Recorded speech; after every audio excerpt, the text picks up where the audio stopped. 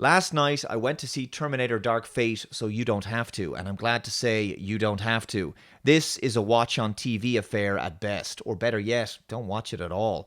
As anticipated, the film is effectively a repackaging of the previous films, especially the first two Terminator films, with components of the other films used here and there. When it comes to Terminator films, we've come to expect basically the same old formula over and over, and it's all a bit tired. With the exception of Salvation, they've all basically followed the same plot, but with modifications and a fresh coat of paint here and there. Terminator is a franchise that should never really have become a franchise in the first place. It should have ended with Terminator 2. Every subsequent film has tried to ride on the coattails of that film, offering little in the line of originality or innovation. Dark Fate is essentially an action-heavy story that provides some setups for character development moments, but never really pays them off. For example, Sarah Connor may be spending the film living on the grief of her son, but she never truly gets meaningful closure for this.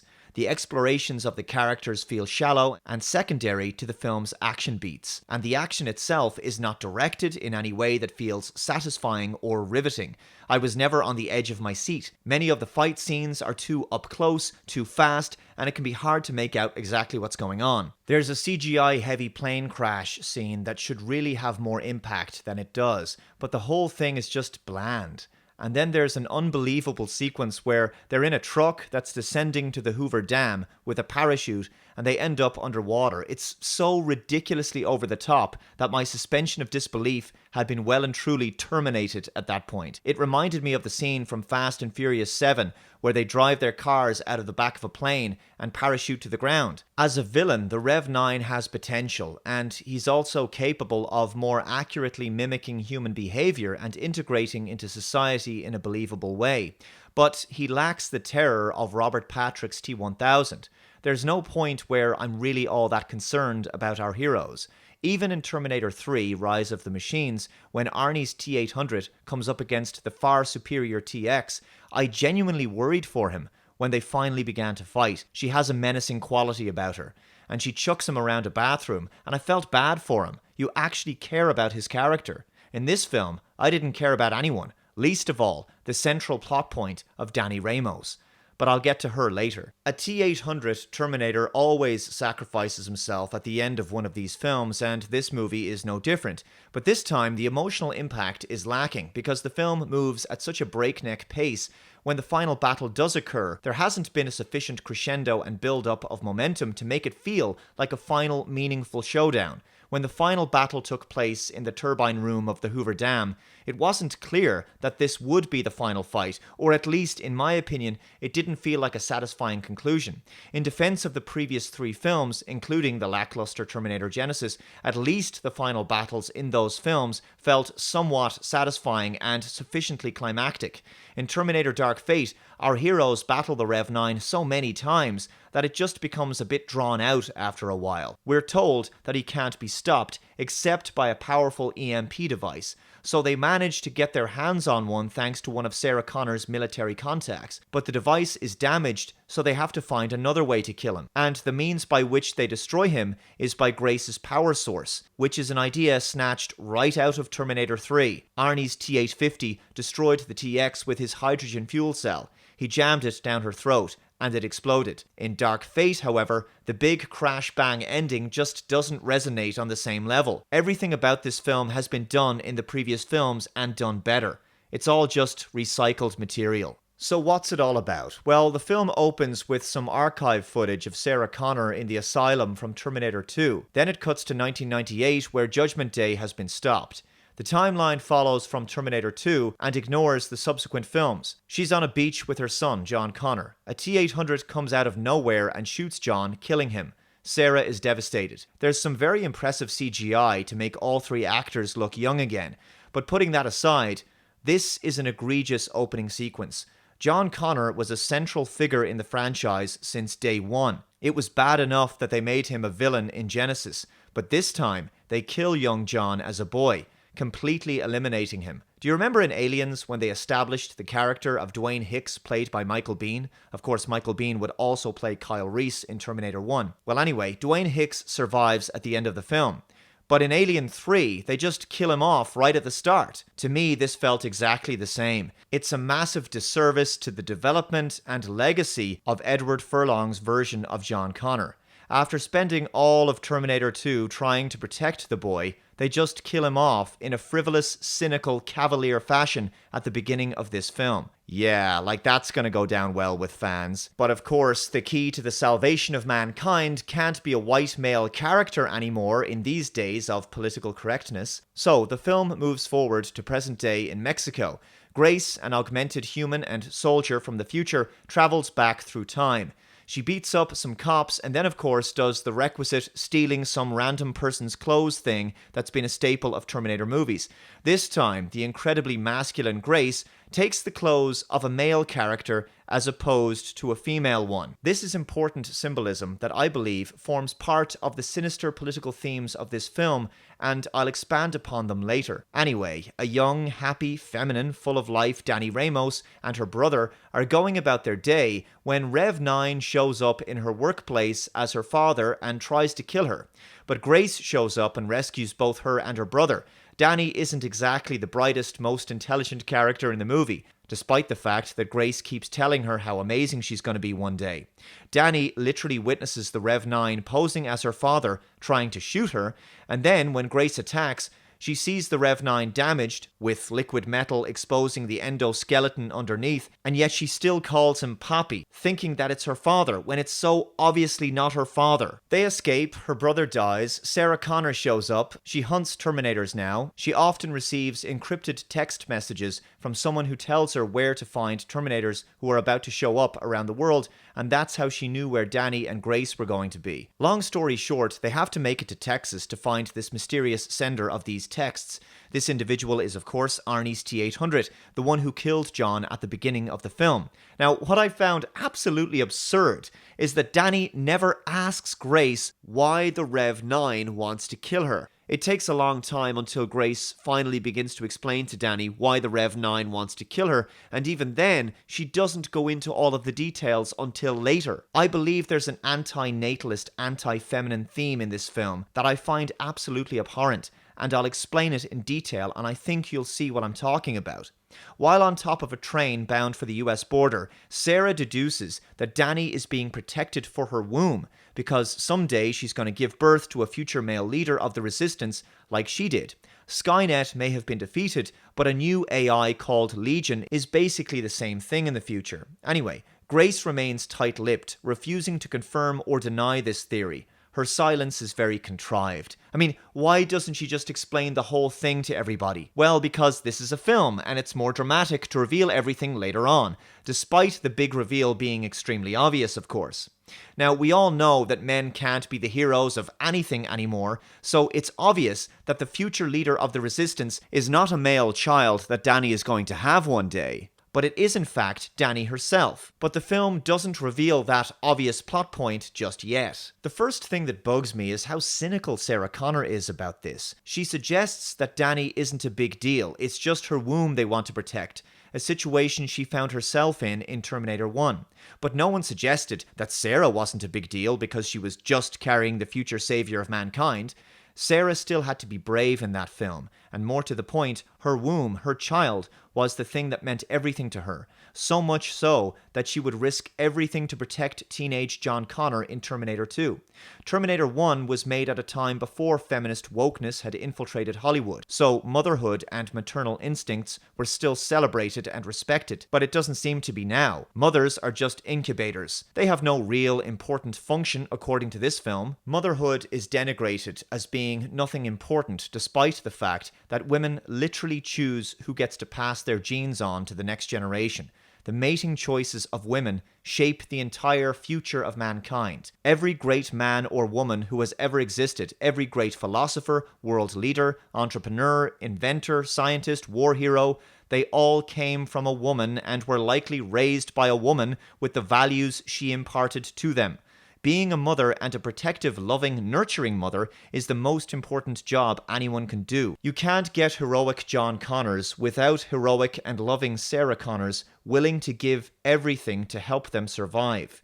The idea that a woman is no big deal just because she's a mother of a future male leader is not only a truly despicable notion, but it completely contradicts Sarah's own story arc and personal journey. There's some historical revisionism going on here. It's the idea that Sarah now retroactively looks back at the events of Terminator 1 and doesn't really believe that she had all that much significance until such time as she became an ass-kicking warrior in the second film. Perhaps the writers have forgotten that Sarah's story arc was only made possible by the noble sacrifice of a human man, Kyle Reese, who laid down his life for her, and who was, of course, the father of her child. It's curious that Sarah is so schizophrenic in this scene on top of the train, because her story has become about her mourning the death of her son and becoming an angry, bitter, enraged, vengeful Terminator hunter as a result, but at the same time, she's downplaying the possibility of Dani herself one day becoming the mother of such a heroic child, as if there's little to no honor in that role, beyond some utilitarian function. But motherhood is in fact an honourable responsibility. John Peugeot has previously talked about how there's a current political agenda in Hollywood films to push more women into prominent action roles, effectively replacing male archetypes. But he also mentioned that feminine qualities are being denigrated. The feminine is no longer celebrated. Our media tells us that all of these strong female characters are great role models for women and girls. But they're not, because they're just female actors playing very macho masculine characters. There is no representation of femininity. The feminine, the beautiful, the compassionate, the loving, caring, and nurturing qualities of the feminine are not valued in these films. And so the female characters are stripped of their femininity. But you can't have humanity without both sides of the coin.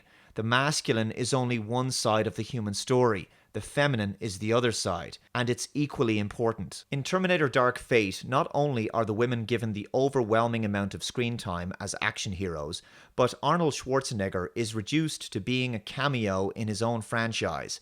Despite being the primary star of 4 out of the last 5 Terminator films and the big star draw for cinema audiences, it takes about an hour before he's finally introduced in his role, and his role is more like Captain Kirk's role in Star Trek Generations. There's not much screen time for Arnie this time around, and to be honest, I got the impression that the film could have played out without him.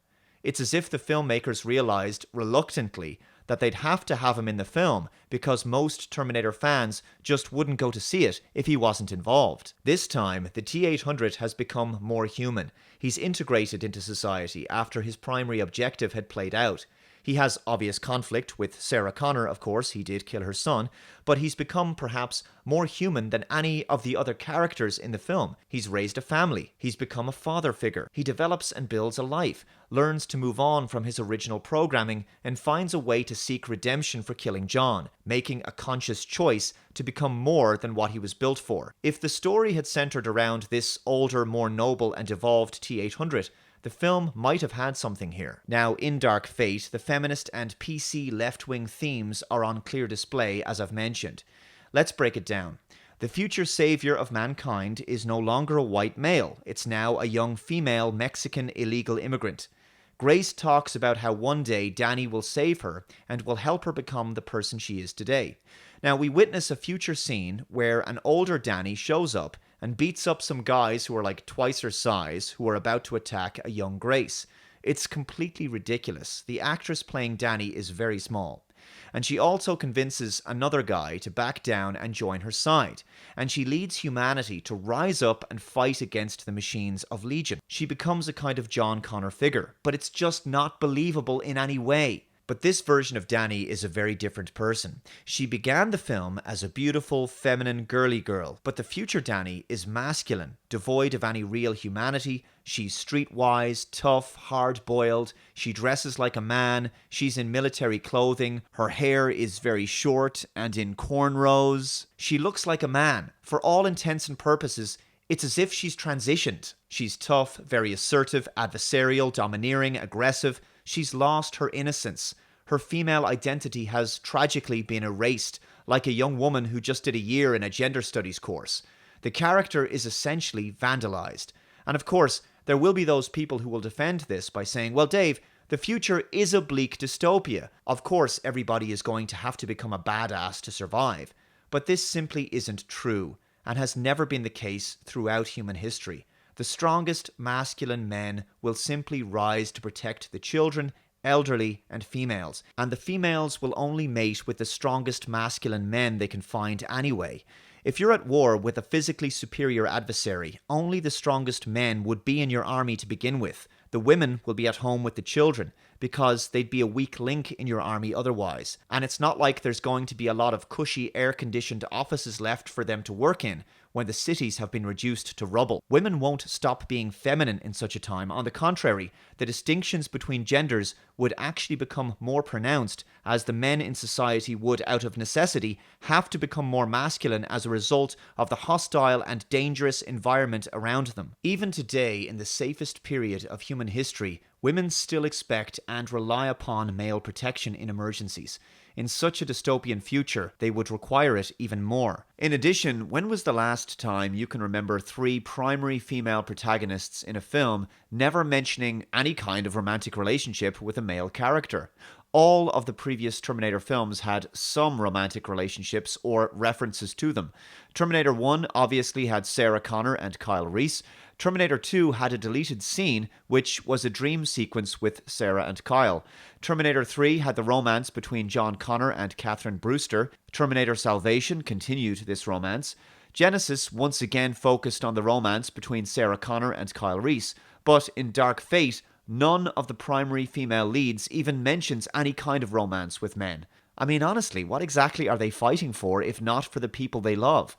I recently read that by 2030, 45% of working women in the US between the ages of 25 to 44 will be single. That was a CNN article discussing research by Morgan Stanley. Perhaps films are now being produced to reflect this tragic reality, where female independence and this idea that everyone is an island on their own is considered something to aspire to. As a consequence of these women never discussing men and relationships, Dark Fate successfully passes the feminist Bechdel test. The film concludes with the aforementioned fight in the turbine room, and the Rev-9 is destroyed when Danny shoves Grace's power supply into its skull. Arnie has to do the rest. He drags the Rev-9 over a ledge, they fall to their death, destroyed by the resulting destruction of the power supply. His last words, for John. Grace also dies, sacrificing herself for Danny. Sarah and Danny drive off together, setting up for a sequel that no one will ever want to watch.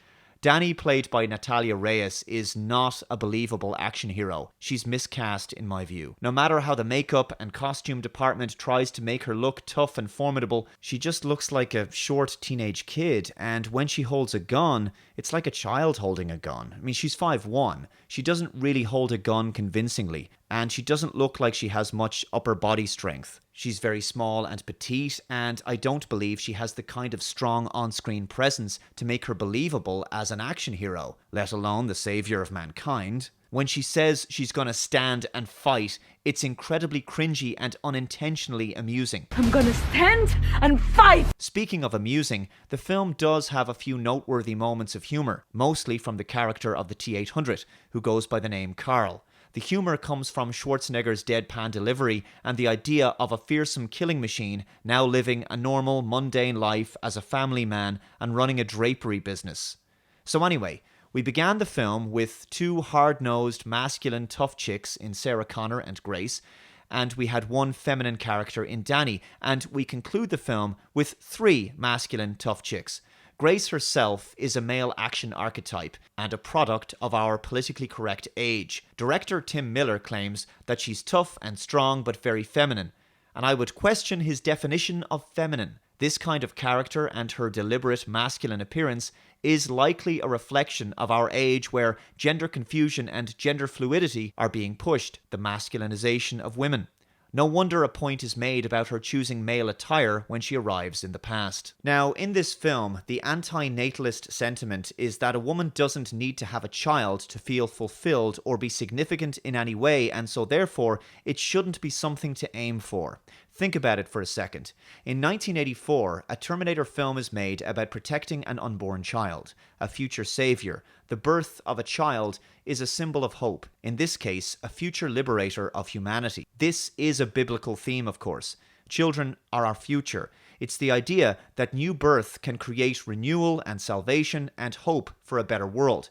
That humanity can be saved by not only a child, but a male child who will become a heroic man one day. Because in the real world, real warriors tend to be men. Not much suspension of disbelief required there. In 1991, a Terminator film was made about protecting this young boy. But in 2019, a Terminator film is made about this boy being brutally killed and made surplus to requirements in a throwaway opening sequence, and it's likely because of the cultural zeitgeist we live in, where women are told to have careers and not families, and where they're depicted as being successful when they're behaving like men. In many films and television series nowadays, there's all these independent ass-kicking tough chicks who don't need no man.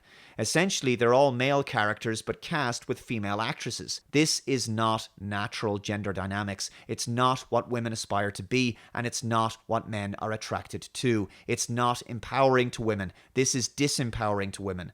Sarah Connor may have become a tough warrior in Terminator 2, but she never stopped valuing the importance of her role as a mother. In fact, in the final deleted ending scene of that film, we see that she's returned to being a well-adjusted, happy, feminine woman in her latter years. She's a grandmother now.